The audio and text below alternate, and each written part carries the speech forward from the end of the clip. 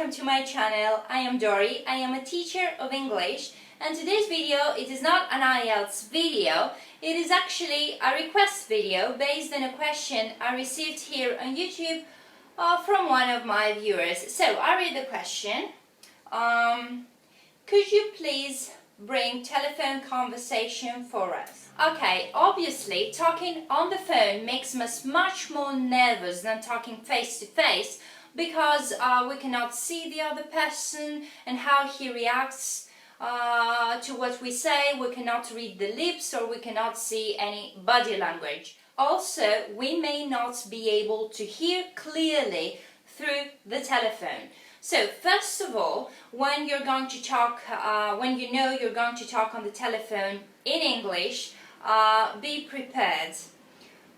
Make a list and write down your questions, things that you know you're going to ask the other person. So make a list of the questions, have them in front of you during the call, and be prepared. Now, if you didn't get something, if you didn't hear something clearly during the call, then definitely do not hesitate to ask the other person to repeat himself or herself. For example, you can ask something like that. Could you please repeat the last thing you said, because I wasn't able to hear it clearly? Or, I'm afraid I didn't hear what you just said. Could you repeat it, please? Or, I'm sorry, could you please repeat what you just said? And in case of a question, you can say, could you please repeat the question? As you can see, all these are examples, and they are more or less the same, so you can choose whichever you think it fits best for you, whichever you prefer according to the situation.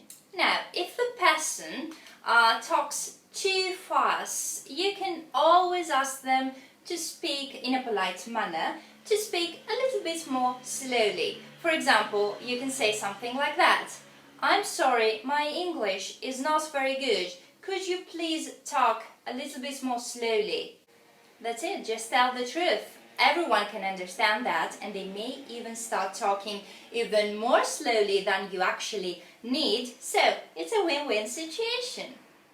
Now, in any telephone conversation, you should start by introducing yourself.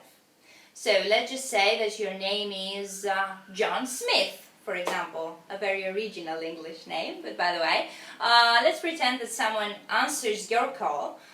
You could say something like that. Hello, this is John Smith. I'm calling to ask you about the English course you offer during the summer, for example. Or you can also say, hello, my name is John Smith. I'm calling because I would like some more information about the job you offer, for example. Or, hello, my name is John Smith and I'm calling to make a reservation for tonight, for next week, whatever. Another thing you can say is, good morning, my name is John Smith and I am calling in order to book a double room for the 15th of August, please. If it is a telephone for a hotel, for example. As you can see, these are all examples, but you can use the standard phrases and change them depending on your own situation. Now, if you're calling because you want to talk to a specific person you know and someone else picks up the phone, then you can say something like that. Hello, this is John Smith. I would like to speak to Ellen Madison, please. Just an example. Or another way, may I speak to Ellen Madison, please? If Ellen is not available at the moment, then they may ask you to leave a message. If they don't, you may ask them yourself by using this phrase, may I leave a message, please? Your message can be something really short, just your name and your telephone number, in order for Helen to be able to get back to you. Now, if Helen is actually there and answers your call, it would be polite to ask her how she is, even if this is a formal call. So you can say something like that. Hello, Mrs. Madison, this is John Smith, how are you? And then you can move on to actually say the reason you're calling. I'm calling because I'm calling in order to ask you about the book you're going to publish. Just an example. Now, let us say that you do not have a name, but you do have a 3-digit number. For example, 768. This is an extension number. So keep in mind that lots of big companies work that way. So if you have the extension number, you can say something like that. Hello, this is John Smith. Could you please give me the extension 768? Or could I have the extension number 768, please? Also, you can phrase it like that. Could you please connect me with the extension number 768? In case you want to confirm something during the call to make sure that you have understood correctly, then you can use these phrases. Please let me confirm that the room is going to be available at 12 o'clock in the morning, right?